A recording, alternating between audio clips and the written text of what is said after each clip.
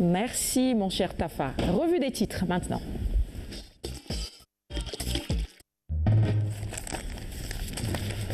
Et pour démarrer, voici donc le quotidien de service public Le Soleil. À la une, cette audience du Premier ministre et de la délégation de la Banque mondiale.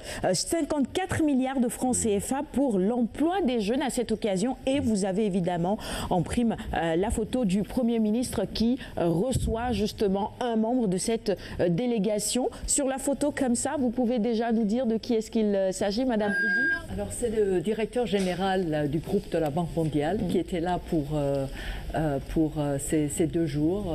Il était le chef de délégation de la Banque mondiale. Très bien.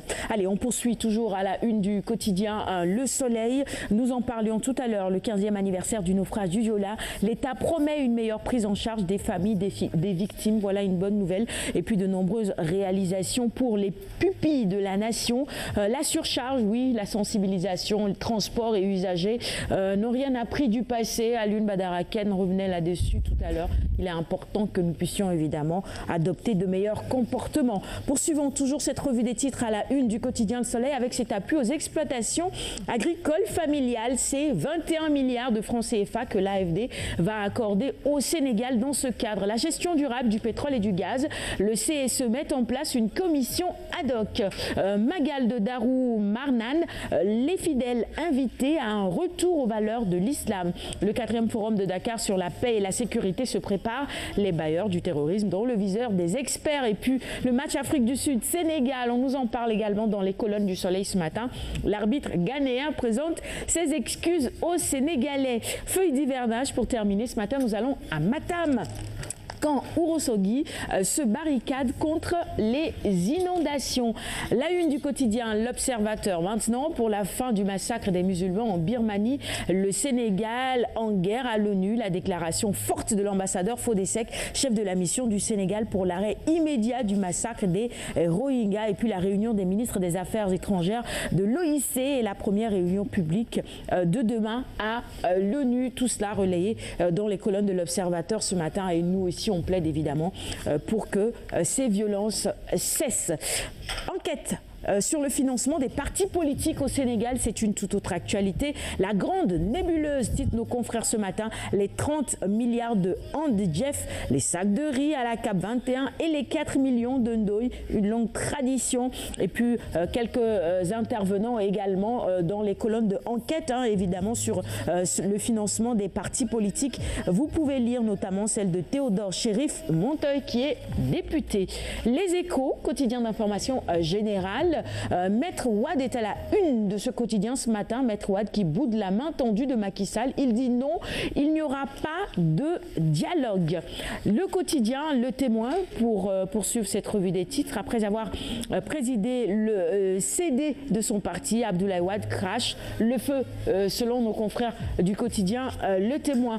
Réumi quotidien sur l'actualité politique également du pays. Wade, Karim, Macky, une aventure ambiguë pour paraphraser cet ouvrage, l'aventure ambiguë certainement. Et puis pourquoi parle-t-il d'aventure ambiguë? Vous pouvez lire leurs explications dans leur colonne ce matin. 24 heures info avec à la une Cherbo, le coordonnateur national de la COSIDEP. Il dit « Nous allons traquer l'argent investi dans notre système éducatif ».